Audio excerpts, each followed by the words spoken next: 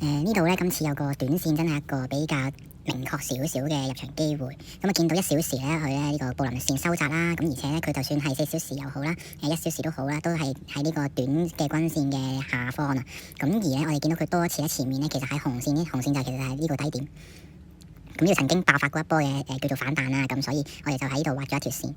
咁咧如果佢跌破咗呢個支撐咧，咁我哋相信佢咧就係會向下可能跌一波嘅。咁目標可能暫時先望住呢一個插針嘅位置先啦，102附近。咁就加上咧我哋見到呢個 MACD 咁嗱。雖然佢呢度好似見到有一個下跌動能減弱啦，但其實佢呢度純粹係表現緊佢一個收窄啫，即係一個叫做三角形嘅。咁基本上係向上或者向下爆發㗎啦。咁我哋其他所有指標全部都指向同一樣嘢，就係收窄，然之後等待爆發。布林線又係啦，MACD 都係。咁但 MACD 而家咧其實佢係喺下方，連續下方㗎嘛。咁所以其實佢如果呢個位係做咗個死亡交叉嘅話咧，向下跌咧係會比較有利嘅。